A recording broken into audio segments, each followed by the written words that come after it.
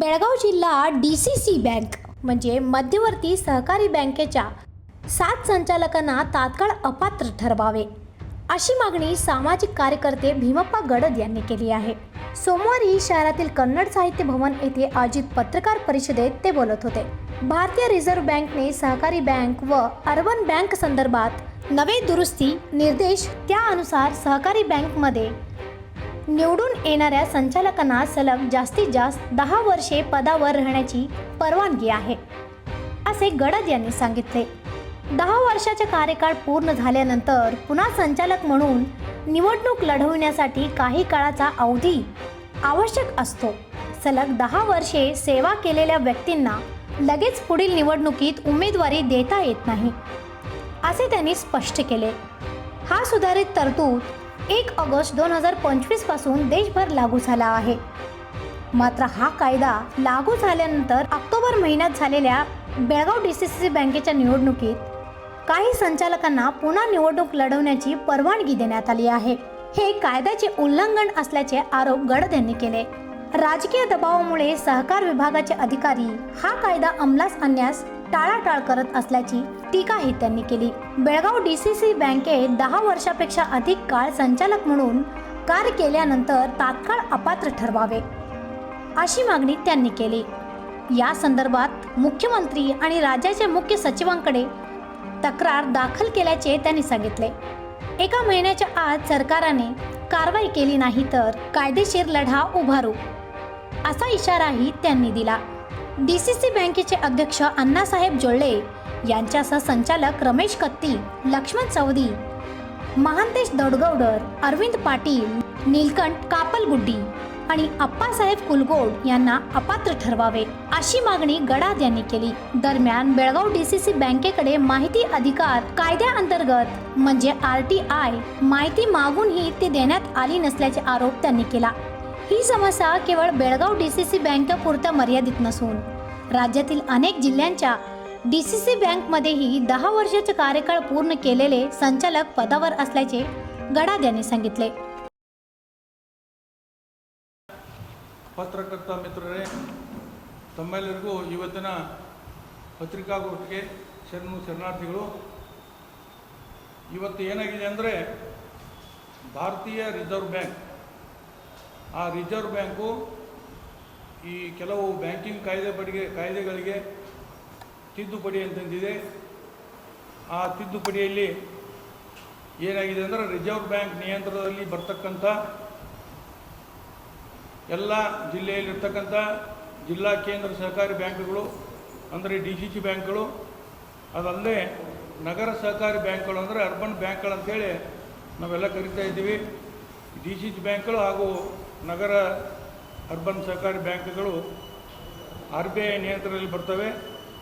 ಈ RBIದ ಒಂದು ಹೊಸ ತಿದ್ದುಪಡಿಯ ಪ್ರಕಾರ ಇದನ್ನು ರಿಸರ್ವ್ ಬ್ಯಾಂಕ್ ಕಾಯ್ದೆ ತಿದ್ದುಪಡಿಯ ನಿರ್ದೇಶನಗಳು 2026 ಅಂತೇಳಿ ಭಾರತೀಯ ರಿಸರ್ವ್ ಬ್ಯಾಂಕ್ ಕಾಯ್ದೆ ತಿದ್ದುಪಡಿ 2026 ಅಂತೇಳಿ ಇದಕ್ಕೆ ಈ ಕಾನೂನು ಕರೀತಾರೆ। ಈ ಕಾನೂನಿನಲ್ಲಿ ಏನು ಹೇಳ್ತಾ ಇದೆ ಅಂದರೆ ಯಾವುದೇ ಜಿಲ್ಲಾ ಮಧ್ಯವರ್ತಿ ಬ್ಯಾಂಕ್ಗಳಲ್ಲಾಗಿರ್ಬೋದು ಅಥವಾ ಅರ್ಬನ್ ಬ್ಯಾಂಕ್ಗಳಲ್ಲಾಗಿರ್ಬೋದು ನಿರ್ದೇಶಕರಾಗಿ ಮೊದಲಿತ್ತು 8 ವರ್ಷಗಳ ಕಾಲ ಮಾತ್ರ ಸೇವೆ ಸಲ್ಲಿಸಲಿಕ್ಕೆ ಅವಕಾಶ ಇತ್ತು। ಅದನ್ನು ತಿದ್ದುಪಡಿ ಮಾಡಿ ಈಗ 10 ವರ್ಷ ಹೆಚ್ಚಿದೆ, 10 ವರ್ಷ ಮಾಡಿದೆ।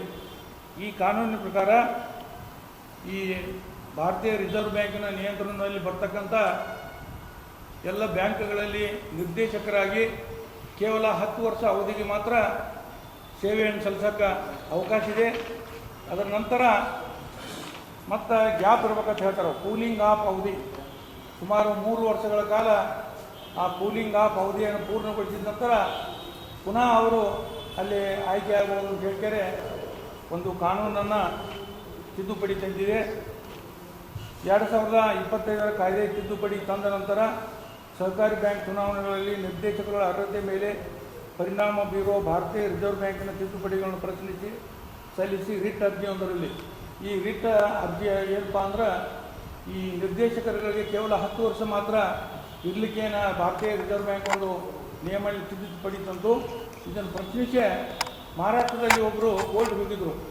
ಇದಕ್ಕೆ ಒಂದು ಸ್ಟೇ ಕೊಡ್ರಿ, ಮಧ್ಯಂತರ ಆದೇಶ ನೀಡಿರ್ತೇನೆ. ಅದಕ್ಕೆ ಏನು ಮಾಡ್ತಾರೆ, ಈ ಕೊಲ್ಲಾಪುರದ ಬಾಂಬೆ ಹೈಕೋರ್ಟ್ ಸರ್ಕಿಟ್ ಪೀಠ ನ್ಯಾಯಮೂರ್ತಿಗಳಾದ MS ಕಾರ್ನಿಕ್ ಹಾಗೂ ಅನಿಲ್ ಖಡತೆ ಕನ್ಕರ್ ಇವರುಗಳಿದ್ದ ವಿಭಾಗೀಯ ಪೀಠವು ರಿಟ್ ಅರ್ಜಿಯಲ್ಲಿ ಮಧ್ಯಂತರ ಪರಿಹಾರ ನಿರಾಕರಿಸಿದೆ. ಅದಲ್ಲದೆ RBIನ ನಿರ್ದೇಶನಗಳಲ್ಲಿ ಯಾವುದೇ ಕಾನೂನು ಬಾಹಿರತೆಗಳು ಮೇಲ್ನೋಟಕ್ಕೆ ಕಂಡು ಬರುವುದಿಲ್ಲ. ಅದಲ್ಲದೆ ಈ ಭಾರತೀಯ ರಿಸರ್ವ್ ಬ್ಯಾಂಕ್ ಇದಕ್ಕೆ ಸಂಪೂರ್ಣ ಅಧಿಕಾರ ಹೊಂದಿದೆ ಅಂತೇಳಿ ಈಗಾಗಲೇ ಆ ರಿಟ್ ಅರ್ಜಿಯನ್ನು ಕೂಡ ವಜಾಗೊಳಿಸಿದೆ. ಆದ್ದರಿಂದ ಈ ಒಂದು ಕಾನೂನು ಆಗಸ್ಟು ಒಂದನೇ ತಾರೀಕೆ ಜಾರಿಗೆ ಬಂದಿದೆ. ಆಗಸ್ಟ್ರಲ್ಲಿ ಇದು ಭಾರತೀಯ ರಾಜ್ಯಪತ್ರದಲ್ಲಿ ಕೂಡ ಗೆಜೆಟ್ದಲ್ಲಿ ಕೂಡ ಈಗಾಗಲೇ ಪ್ರಕಟಗೊಂಡಿದೆ. ಭಾರತೀಯ ರಾಜ್ಯಪತ್ರ ಗೆಜೆಟ್ದಲ್ಲಿ ಈ ಕೂಡ ಪ್ರಕಟಗೊಂಡಿದೆ. ಅದಲ್ಲದೆ ಈ ಕಾನೂನು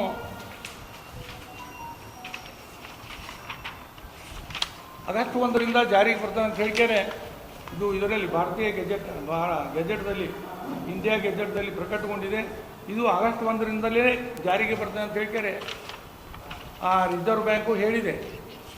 ಇದನ್ನೆಲ್ಲ ಅವಲೋಕಿಸಿದಾಗ ನಮ್ಮದೇನು ಪರಿಸ್ಥಿತಿಪ್ಪ, ಈ ರಾಜಕೀಯ ಒತ್ತಡಕ್ಕೆ ಸಿಲುಕಿದಂಥ ಸಹಕಾರಿ ಇಲಾಖೆ ಹಿರಿಯ ಅಧಿಕಾರಿಗಳು ಇದನ್ನು ಇಂಪ್ಲಿಮೆಂಟ್ ತರಲಿಕ್ಕೆ, ಅನುಪಾಲನೆಗೊಳಿಸಲಿಕ್ಕೆ ರಾಜಕೀಯ ಒತ್ತಡ ಆಗಿರ್ಬೋದು, ಹಲವಾರು ಕಾರಣಗಳಿಂದ ಹಿಂದೇಟು ಹಾಕ್ತಿದ್ದಾರೆ. ಆದ್ದರಿಂದ ನಾನು ಮೊನ್ನೆ ಬೆಂಗಳೂರಿಗೆ ಹೋಗಿ ಈ ಪ್ರಧಾನ ಕಾರ್ಯದರ್ಶಿಯವರು ಸಹಕಾರಿ ಇಲಾಖೆ ಇವರು ಖುದ್ದಾಗಿ ಭೇಟಿಯಾಗಿದ್ದೆ. ಅದಲ್ಲದೆ ಮಾನ್ಯ ಮುಖ್ಯಮಂತ್ರಿಗಳಿಗೆ ಹಾಗೂ ಶಾಲಿನಿ ರಜನೀಶ್ ಅವರಿಗೆ ಮತ್ತು ಕಾನೂನು ಮತ್ತು ಸಂಸದೀಯ ಇಲಾಖೆ ಕಾರ್ಯದರ್ಶಿಗಳು ಕೂಡ ನಾನು ಈ ಒಂದು ಮನವಿಯನ್ನು ಕೊಟ್ಟಿದ್ದೀನಿ. ನಂದೇನಪ್ಪ ಡಿಮಾಂಡ್ ಅಂದ್ರೆ, ಇವತ್ತು ಬೆಳಗಾವಿ ಜಿಲ್ಲಾ ಕೇಂದ್ರ ಸಹಕಾರಿ ಬ್ಯಾಂಕ್ ಆಗಿರ್ಬೋದು, ರಾಜ್ಯದಲ್ಲಿ ಇರ್ತಕ್ಕಂಥ ಇತರೆ ಜಿಲ್ಲಾ ಕೇಂದ್ರ ಸಹಕಾರಿ ಬ್ಯಾಂಕ್ಗಳಲ್ಲಿ ಮತ್ತು ಅರ್ಬನ್ ಬ್ಯಾಂಕ್ಗಳಲ್ಲಿ ಯಾವ ನಿರ್ದೇಶಕರು 10 ವರ್ಷಕ್ಕಿಂತ ಹೆಚ್ಚಿನ ಅವಧಿಯಲ್ಲಿ ಒಂದು ಸೇವೆಯನ್ನು ಸಲ್ಲಿಸಿದ್ದಾರೆ, ನಿರ್ದೇಶಕರಾಗಿ ಚುನಾಯಿತರಾಗಿದ್ದಾರೆ, ಅಂಥವ್ರನ್ನ ಕೂಡಲೇ ಈ ನಿರ್ದೇಶಕರ ಹುದ್ದೆಯಿಂದ ಅನರ್ಹಗೊಳಿಸಬೇಕು. ಅನರ್ಹಗೊಳಿಸದೇ ಇದ್ದಲ್ಲಿ ನಾನು ಕಾನೂನಾತ್ಮಕ ಹೋರಾಟ ಮಾಡ್ತೀನಿ ಅಂತ ಹೇಳಿದ್ದೀನಿ. ಅದಲ್ಲದೆ ಮುಂದುವರಿದು ಏನಾಗಿತ್ತು ಅಂದ್ರೆ, ಇದು ಆಗಸ್ಟ್ 1ರಲ್ಲೇ ಜಾರಿಗೆ ಬಿದ್ದಿತ್ತು. ಅದರ ನಂತರ ಆದಂಥ ಚುನಾವಣೆಗಳಲ್ಲಿ ಇವತ್ತು ಬೆಳಗಾವಿ DCC ಬ್ಯಾಂಕು ಅಕ್ಟೋಬರ್ 10ನೇ ತಾರೀಕಾಗಿತ್ತು ಚುನಾವಣೆ.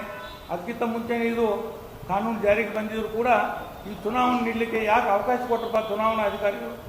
ಇದು DCC ಬ್ಯಾಂಕ್ ಬೆಳಗಾವಿ ಅಷ್ಟೇ ಅಲ್ಲ, ರಾಜ್ಯದಲ್ಲಿ ಇರ್ತಕ್ಕಂಥ ಯಾವ DCC ಬ್ಯಾಂಕ್ ಚುನಾವಣೆಗಳು ಈ ಕಾನೂನು ತಿದ್ದುಪಡಿ ಆದ ನಂತರ ನಡೆದವ, ಅದಲ್ಲದೆ ಅರ್ಬನ್ ಬ್ಯಾಂಕಲ್ಲಿ ನಡೆದವ, ಅದಕ್ಕೆ ಯಾವ ಚುನಾವಣೆ ಅಧಿಕಾರಿಗಳನ್ನ ಹಾಕಿದ್ರಿ ಅವ್ರ ಮೇಲೂ ಕೂಡ ಕಾನೂನು ರೀತಿ ಕ್ರಮ ಕೈಗೊಳ್ಬೇಕಂತ ಹೇಳ್ತಾರೆ. ನಾನು ಸರ್ಕಾರಕ್ಕೆ ಒಂದು ಮನವಿ ಕೊಟ್ಟಿದ್ದೀನಿ. ಈ ಒಂದು ಕಾನೂನು 100% ಜಾರಿಗೆ ಇವರ ಅಧಿಕಾರಿಗಳು ಕೊಡದೇ ಇದ್ದಲ್ಲಿ ನಾನು ಕಾನೂನಾತ್ಮಕ ಹೋರಾಟ ಮಾಡ್ತೀನಿ ಅಂತ ಹೇಳಿ ಬಯಸ್ತಾ ಇದ್ದೀನಿ. ಅದಲ್ಲದೆ ಇದು ಬಂದ ನಂತರ ನಾನು DCC ಬ್ಯಾಂಕ್ ಒಂದು ಅರ್ಜಿ ಹಾಕಿದ್ದೆ. ಬೆಳಗಾವಿ DCC ಬ್ಯಾಂಕ್ಗೆ ಮಾಹಿತಿ ಹಾಕಿನಿಂದ ನಿಮ್ಮಲ್ಲಿ 10 ವರ್ಷ ಪೂರೈಸಿದವರು ಯಾರಿದ್ದಾರೆ ಕೇಳಿ ಅವ್ರು ನನಗೆ ಏನು ಹೇಳಿರಪ್ಪ ಅಂದ್ರೆ, ನೀವು ಮಾಹಿತಿ ಕೊಡಕ್ಕೆ ಹೋಗ್ತಲ್ಲ ಅಂತೇಳಿ ನಾನು ಅರ್ಜಿಯನ್ನು ವಜಾಗೊಳಿಸಿರೋ ಬೆಳಗಾವಿ DCC ಬ್ಯಾಂಕ್ದವರು. ಆದರೆ ನನಗೆಲ್ಲ ಗೊತ್ತಿದೆ. ನನಗೆ ತಿಳಿದ ಮಟ್ಟಿಗೆ ಇವತ್ತು ಬೆಳಗಾವಿ ಜಿಲ್ಲಾ ಸಹಕಾರಿ ಬ್ಯಾಂಕ್ದಲ್ಲಿ ಸುಮಾರು 7 ಜನರು 10 ವರ್ಷಕ್ಕಿಂತ ಹೆಚ್ಚು ನಿರ್ದೇಶಕರಾದರಿದ್ದಾರೆ. ಅವ್ರು ಯಾರಪ್ಪ ಅಂದ್ರೆ, ಅದರಲ್ಲೇ ಅಣ್ಣಾ ಸಾಹೇಬ್ ಜೊಲ್ಲೆಯವರು, ರಮೇಶ್ ಕತ್ತಿಯವರು, ಲಕ್ಷ್ಮಣ್ ಸವದಿಯವರು, ಮಹಾಂತೇಶ್ ದೊಡ್ಡಗೌಡವರು, ಅರವಿಂದ್ ಪಾಟೀಲ್ರವರು, ನೀಲಕಂಠ ಕಪಲ್ಗುದ್ದಿಯವರು ಮತ್ತು ಅಪ್ಪ ಸಾಹೇಬ್ ಕುಲಗುಡಿಯವರು. ಇವರು 7 ಜನ ಈಗ ನಮ್ಗೆ ತಿಳಿದ ಮಟ್ಟಿಗೆ, ಯಾಕಂದರೆ ಮಾಹಿತಿ ಹಕ್ಕಿನಿಂದ ಅವ್ರು ಕೊಡ್ತಾ ಇಲ್ಲ. ಈ 7 ಜನರು ಈಗಾಗಲೇ ಇವರು 10 ವರ್ಷಕ್ಕಿಂತ ಹೆಚ್ಚು ಅವಧಿಯನ್ನು ಸಲ್ಲಿಸಿದ್ದಾರೆ. ನಾನು ಇವ್ರ ಮ್ಯಾಗ ಯಾವುದೇ ದ್ವೇಷದಿಂದ ಈ ಕಾನೂನಿನ ಬಗ್ಗೆ ಹೇಳ್ತಾ ಇಲ್ಲ. ಇವರೆಲ್ಲ ನಮ್ಮ ಹಿರಿಯರಿದ್ದಾರೆ, ಮಾರ್ಗದರ್ಶಕರಿದ್ದಾರೆ ಕೆಲವರು.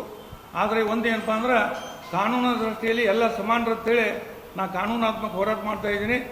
ನನಗೇನು ಇವ್ರ ಮ್ಯಾಗ ದ್ವೇಷ, ನಾನು DCC ಬ್ಯಾಂಕ್ ಚುನಾವಣೆ ನಿಂತವಲ್ಲ, ನಾಮಿನೇಷನ್ ಆಗಬೇಕಂತೂ ಇಲ್ಲ. ನಮ್ಮದೇನಪ್ಪ, ಈ ದೇಶದಲ್ಲಿ ಕಾನೂನಾತ್ಮಕ ಆಡಳಿತ ನಡಿಬೇಕಂತ ಹೇಳ್ತಾರೆ ಈ ಹೋರಾಟವನ್ನು ಮಾಡ್ತಾ ಇದ್ದೀನಿ. ಆದ್ದರಿಂದ ಸರ್ಕಾರಕ್ಕೆ ನಾನು ಇವತ್ತು 30 ದಿವಸಗಳ ಒಂದು ಗಡುವು ಕೊಟ್ಟಿದ್ದೀನಿ, ಒಂದು ತಿಂಗಳ ಟೈಮ್. 30 ದಿವಸಗಳಲ್ಲಿ ತಾವು ಕ್ರಮ ತೆಗೆದುಕೊಂಡು ನನಗೆ ವರದಿ ನೀಡಿದ್ದಲ್ಲೇ ಈ ಸರ್ಕಾರವನ್ನೇ ಪಾರ್ಟಿ ಮಾಡಿ, ಇವತ್ತು ಚೀಫ್ ಸೆಕ್ರೆಟರಿ ಆಗಿರ್ಬೋದು, ಕೋಆಪರೇಟಿವ್ ಡಿಪಾರ್ಟ್ಮೆಂಟ್ ಪ್ರಧಾನ ಕಾರ್ಯದರ್ಶಿ ಆಗಿರ್ಬೋದು, ಇವ್ರನ್ನೇ ಪಾರ್ಟಿ ಮಾಡಿ ನಾನು न्यायालयामध्ये कानूनात्मक होराट ಮಾಡ್ತಾ ಅಂತ ಹೇಳಲಿಕ್ಕೆ ಬಯಸ್ತಾ. अशा आणखीन अपडेटसाठी फॉलो करा वॉइस ऑफ हिंदुग्रामला.